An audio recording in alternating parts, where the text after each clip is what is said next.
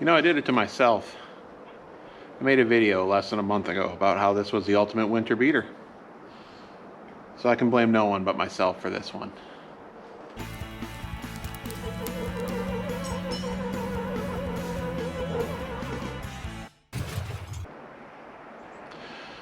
So here's my deer story. If you can't tell, it's pretty frigid out here. In fact, it downright sucks. And I've got a brother that lives in southern Indiana, and I said, you know what? Over King Weekend, I think I'm going to go see him. Get out of this frozen tundra and head south.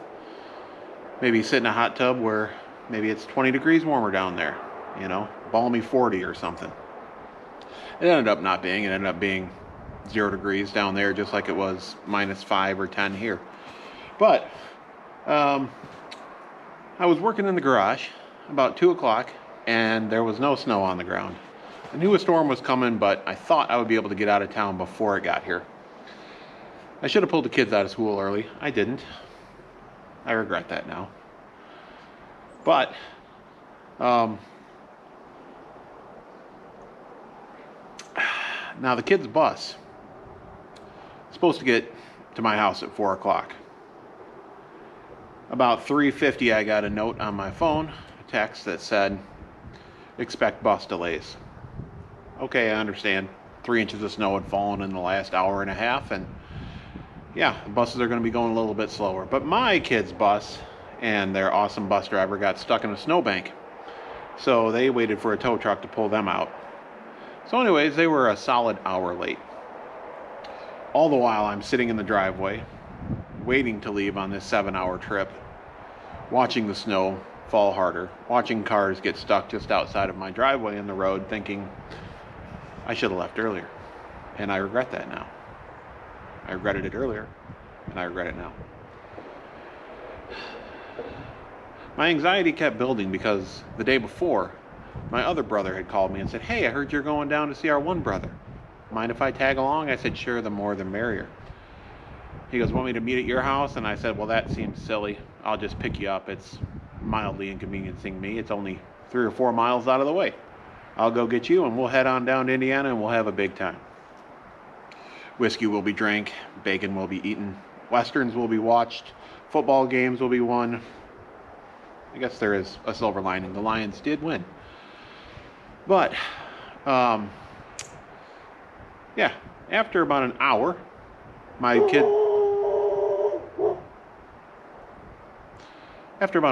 kids bus shows up late.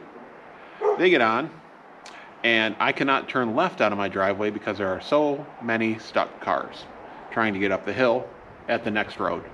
So I head south for a mile and go down the next road. After a mile or two, I head north on the next road to come back up north to the road, this road over here. I'm going down this desolate dirt road, and one deer jumps in front of me. It's okay. I can hit the brakes. I'm not going too fast, 30, 35, maybe 40. The second deer jumps out. Oh, shoot. This one's getting closer. I sure hope that there's not a third. There was a third.